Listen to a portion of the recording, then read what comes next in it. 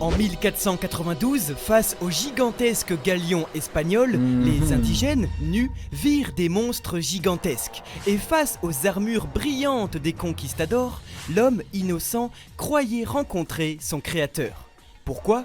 Tout simplement car toute technologie suffit. Bon, Kamaltero, tu vas arrêter de nous balancer des noms là, parce que ça fait beaucoup de foutu là, la liste elle est longue, hein. Foutu Arthur C. Clarke. Ça fait beaucoup de foutu quand même, hein. Toute technologie suffisamment avancée est indiscernable de la magie et de la nature. Foutu Arthur C. Clarke. Montrez un avion volant dans le ciel à une personne vivant au Moyen-Âge et il vous dira que c'est un oiseau. Montrez-lui une ampoule s'allumer via un courant électrique, il vous dira que c'est de la magie. Montrez maintenant une biotechnologie permettant de copier l'ADN d'une personne pour la transférer chez un autre individu via un aliment à un habitant de Grand Line et il vous dira que c'est un fruit du démon. En effet, si Vegapunk réussit à créer un fruit du démon artificiel, c'est tout simplement parce qu'il n'a fait que recopier les plans de l'Antiquité, qui grâce aux facteurs de linéage... Bah franchement... Si les fruits ont été créés par un homme, le bail il est parti bien loin. Parce qu'actuellement, ce qui met en danger du coup le GM et le monde, c'est les fruits. Hein. Tu regardes Kaido, Big Mom, heureusement qu'il y a Shanks. Hein. Bon après les Yonko, en vrai ils ont des hakis de ouf. Mais sans fruits, juste avec le haki, avec du monde... logiquement, t'as plus de chances de pouvoir les faire tomber. Franchement, si c'est un homme qui a créé les fruits, c'est vraiment parti en live. Hein. Le mec, il a créé un truc de... Mais bon, reste à voir. En tout cas, la révélation peut être intéressante. Hein. Avait déjà compris à l'époque qu'il était possible d'utiliser les propriétés de chaque élément naturel et de les transférer à des êtres humains. Une biotechnologie qui serait perçue par des humains en pleine régression comme de la magie, des fruits permettant de créer du feu ou de devenir... Parce qu'encore, je me dis, en fait, le problème c'est que recopier ou copier ou faire un fruit, comme Sugar, non, j'y crois pas. C'est pas un homme qui a créé, les fruits. Vous savez pourquoi? Parce que le fruit de Sugar touche à tout le monde. C'est-à-dire que quand elle te touche, tout le monde t'oublie. Donc tu rentres dans le mental de tout le monde. C'est un fruit, vous voyez, c'est un truc c'est même pas dans un truc démoniaque, là, on est dans un truc, c'est au-delà de... c'est un truc complètement ahurissant. Donc je me dis non, à mon avis, un homme n'a pas créé ça. Après, c'est mon idée à moi, peut-être que c'est bon. Mais pour moi, fruit du démon, si c'est démon, c'est que t'as un bail démoniaque dedans. Parce qu'un truc démoniaque, vous voyez, ça peut toucher à tout. Il n'y a pas de limite. Dans une œuvre, tu dis oui, puissance démoniaque, bon, il n'y a pas de limite. Tu fais ce que tu veux, tu vois, t'as des pouvoirs, oui, c'est truc démoniaque. Mais quand tu pars dans la science et tout, bon, voilà. Mais bon, pourquoi pas hein. En échange... Nika, Dieu Soleil et tout, non, mais moi j'y crois pas. Pour moi, fruit du démon, et c'est... Sinon, c'est une dinguerie, hein. T'imagines, un homme a réussi à créer des fruits qui touchent tout le monde. Dinguerie, hein. Une faible contrepartie, vu que le monde n'était qu'un seul et même... Vous parlez de quoi, je viens d'arriver? On parle du fait que Mihawk a battu Crocodile, dans ses rêves, parce que sur Marineford, il a battu Dasboness, le rattrapage Dasboness, et quand il est arrivé devant Crocodile, il a pas réussi à le battre.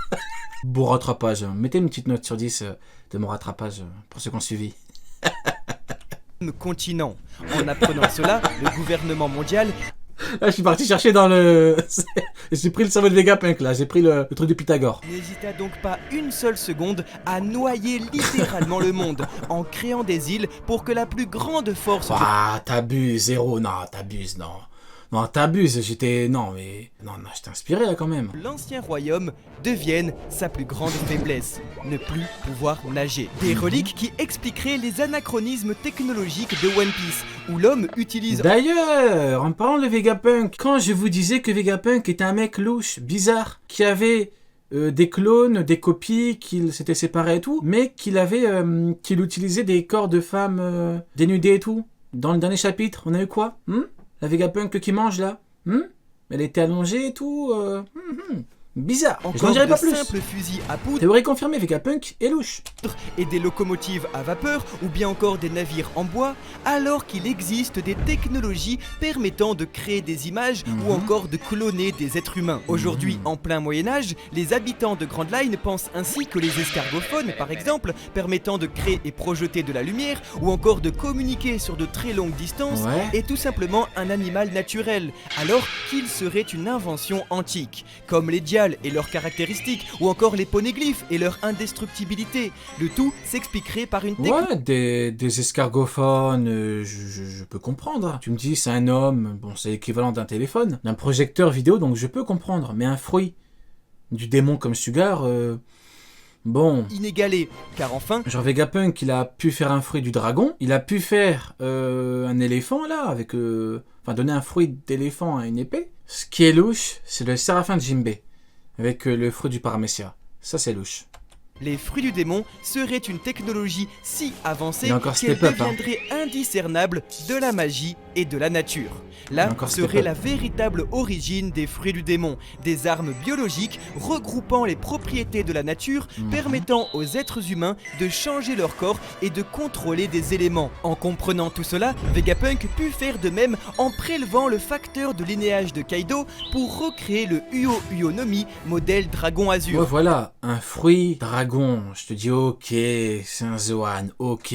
Mais parce qu'un Zoan, ça change ton corps à toi, tu te transformes, et t'attaques avec du feu, ce que tu veux. Mais Sugar, comment tu fais? Non, c'est bizarre, c'est bizarre, c'est bizarre, je vous le dis, c'est bizarre. Et plus tard, les séraphins, Non. grâce à de l'ADN de Shichibukai et d'Albert Lunarien. Il est donc émouvant de... Prenons le cas d'une machine qui efface la mémoire de tout le monde. Donc quoi? Donc du coup, il y aurait une machine, quand t'appuies dessus...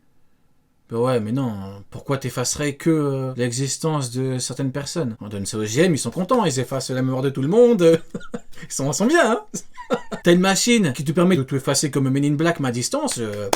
Ah, c'est fini, t'es le maître du monde. Hein. Ah, t'effaces la mémoire de quelqu'un, tu dis, ah ouais, toi, tu vas voir Mihawk. Tu dis, ah, toi, t'es un éleveur de babouins. Mihawk, il va dire, attends, je suis sûr, j'ai une épée noire. Non, c'est mon épée. Il te la donne. Tu dis, toi, t'es un éleveur de babouins. Hop, il repart, comme dans la mini-aventure, avec un chapeau de paille, il va élever des babouins. C'est trop cheaté, non, la distance et tout, non. C'est une bonne idée, mon cher Paul. Tu as tenté de justifier le bail. Mais moi, je me dis qu'il y a trop d'exemples bizarres. Mais bon, après, pourquoi pas, hein, Men in Black, hein. Constater que le patrimoine de l'humanité n'a 500 ans d'avance sur le reste du monde uniquement car il a pu non pas inventer mais reproduire une technologie antique déjà existante. D'autant plus que si la technologie de Vegapunk n'est que la face visible de l'iceberg, alors cela prouve que l'ancien royaume était capable de créer littéralement des objets indiscernables de la magie et d'aller jusqu'à habiter la lune. Ouais, voilà, on est dans de la magie là exactement. Grâce à une technologie... Bon, il dit magie pour ne pas dire puissance démoniaque, mais voilà, fruit du démon. C'est pas fruit du mage, fruit du démon. Donc pour moi, on est dans des trucs... Parce que tu prends n'importe quel manga, n'importe quelle œuvre, tu dis puissance démoniaque, tu cherches pas à comprendre, vous voyez ce que je veux dire? Tu dis oui, il y a les forces du mal qui arrivent. Force du mal, le mec tu peux pas le toucher, il a des... tu cherches pas à comprendre. Mais si tu dis le mec là-bas, c'est un... Il y a une armée de scientifiques... Bon Dieu, c'est stupide. Une armée de scientifiques qui t'attaquent. Bref, tu dis il y a des scientifiques qui arrivent, on envoie des pouvoirs. Tu dis attends, mais... Tu vois, vous voyez, c'est là qu'on commence les problèmes. Mon cher scientifique, comment t'as fait ça? Alors que puissance démoniaque, tu fais ce que tu veux. Ben oui. Antigravité présente dans le Vega Force 1. Regardez, exemple concret. Zoro a dit, je deviendrai le roi des enfers. Est-ce que quelqu'un le fait chier? Personne le fait chier. Parce que roi des enfers, c'est démoniaque, c'est maléfique. Tu sais même pas ce que ça veut dire. Tu sais pas. Tu sais que c'est en référence à Rayleigh, puissance et tout. Mais tu ne vas pas le faire chier. Quand Zoro a fait Ashura, quelqu'un a dit, oh, c'est bizarre, y a un démon qui vient derrière lui. Personne. Alors que si c'était un Franky, voilà, Franky c'est l'équivalent. Si Franky, il combat, je sais pas, mais combat quelqu'un, combat Kaku, et derrière t'as un démon. Tu te dis, mais comment tu fais? Pourquoi t'as un démon? Et là on va commencer à faire chier Franky, on veut lui demander des comptes. Eh oui. Si, voilà pourquoi le gouvernement envoya son Cypher Paul pour, comme après Clover, faire taire Vegapunk, qui, à son tour, se rapproche dangereusement de la vérité.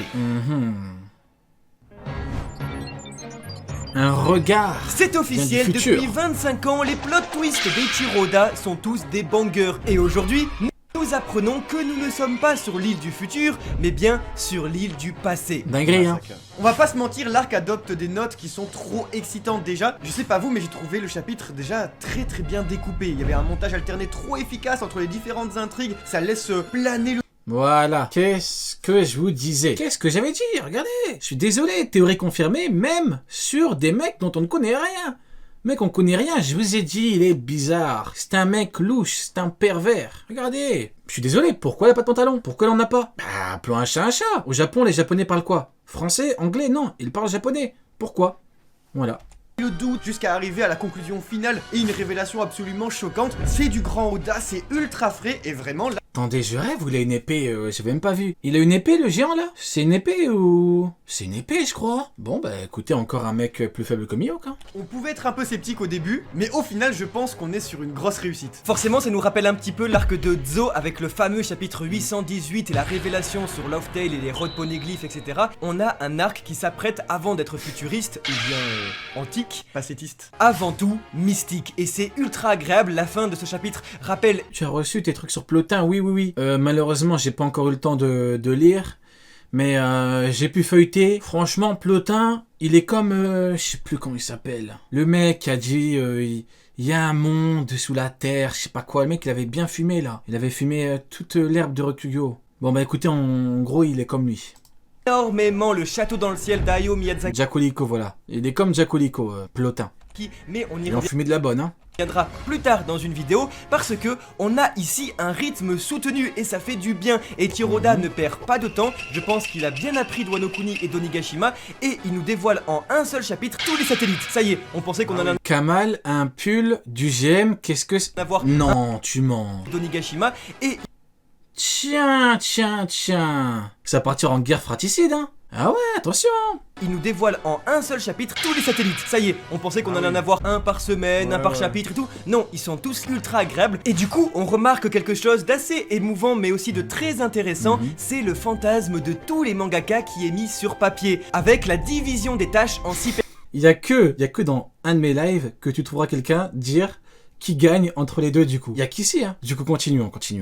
personnes. On sait que les mangakas sont des personnages qui se crèvent littéralement à la tâche, ils meurent de fatigue. C'est un travail qui est très difficile, très chronophage, et Tiroda le dit très souvent en interview, ça fait 25 ans qu'il ne dort que 4 heures par nuit, il finit souvent à l'hôpital, il fume beaucoup, il boit beaucoup de boissons énergisantes, Edison qui a les idées, Pythagore qui les met sur papier, York qui peut manger, dormir, Elle est bien, elle mange, elle boit, elle dort, tranquille. aller aux toilettes pour eux et donc leur faire gagner énormément de temps. Sans oublier Shaka qui est du coup la voix de la raison et qui est tellement importante parce que vous savez que quand vous manquez de temps, quand vous arrivez à la fin de votre deadline, que vous avez réussi à dessiner, à inventer, tout découper, et ben là vous vous dites ah merde mais est-ce que c'est bien quand même au final, est-ce que c'est une bonne chose que j'ai faite? Et ben justement Shaka il est là pour dire stop. Vous imaginez Shiroda, tout ça, tout ce travail et tout, pour que des gens qui ne comprennent rien à son œuvre disent qu'il ne maîtrise plus son œuvre. Commencez par comprendre au moins. Faites la démarche, comprenez déjà avant de dire qu'il ne maîtrise pas ou plus. Un petit peu d'essence, s'il vous plaît. Un énorme stop de shérif ou alors le laisser passer. Du coup, ce 1065e chapitre transpire toute la frustration d'Eiichiro Oda qui rêverait d'avoir 6 cerveaux et 12 bras. Alors comme à leur habitude, les Mugiwara sont séparés et la petite surprise du côté de chez Zoro, c'est que justement ce dernier a permis en réalité à Karibu de se cacher dans le tonneau sur le Sunny afin de pouvoir le déposer plus tard loin de Wano Kuni. Cependant, Little did he know... Il a le cheat code, Caribou. Hein. Il est arrivé normal, ils ont fait le Uber avec lui. Ils ont fait le taxi, ils l'ont ramené dans une nouvelle île, normale. Et en plus, il est plein d'infos, armes antiques. Franchement, le mec qui réussira à le recruter, lui, eh ben... Il est sur une île gouvernementale. Déjà que Barbe Noire, là, il va tabasser l'eau, il va prendre les poneglyphes, les roads. Si en plus il arrive à voir Caribou, c'est fini, hein. Il a le seum, et la chose la plus importante dans ce passage, c'est que Karibu du coup dit que bah ils vont le payer, et dans la continuité du personnage qui a des informations à livrer à une certaine personne qu'il mentionne depuis maintenant l'île des hommes poissons il y a plus de 10 ans, que Karibu va pas se gêner d'aller faire le tour de Egghead, de prendre 2-3 informations de Lilith ou je ne sais qui, pour ensuite les livrer sans doute à soit Barbe Noire ou encore mieux Crocodile. Ce qui est génial avec Egghead, c'est que c'est un véritable... Ça me fume. En fait, ce qui me termine avec la théorie Crocodile Caribou, c'est que c'est même pas qu'est-ce qu'il va faire de ces infos, c'est qu'est-ce qu'il peut faire de ces infos. Qu'est-ce que tu vas faire? Qu'est-ce que tu peux faire? Tu vas partir avec Mihawk à deux, vous allez vous balader, vous allez vouloir récupérer les armes antiques et tout. C'est une dinguerie, hein. La Cross Guild, c'est fascinant, je vous jure. Véritable gâteau, on a tous les ingrédients pour faire un arc culte avec les Mugiwara, des révélations sur le lore de One Piece qu'on attend depuis 25 ans. Et au sommet de tout ça, on a la cerise et c'est Caribou. Alors le maître mangaka invente plein de nouvelles choses, des mécaniques qui vont être très pertinentes pour la suite de l'œuvre, je pense. Avec par exemple cette porte où on voit que, en effet, sur Egghead, on peut traverser la matière, mais d'un coup, celle-ci peut devenir également tangible à n'importe quel moment. Ça peut être très pertinent pour une technologie que les Mugiwara peuvent adopter, vous savez. Pour une rêve populaire, ça nous fait penser au pouvoir de Le Million dans My Hero Academia. D'un coup, je te traverse, d'un coup, si j'en... En vrai de vrai, si on est factuel, la Cross Guild, c'est pas un peu comme le PSG en Ligue des Champions. C'est que du spectacle, c'est que du divertissement. Tu sais que c'est très compliqué de gagner, vous voyez ce que je veux dire? Tu sais que, voilà, mais au moins on a du divertissement. Vous voyez ce que je veux dire?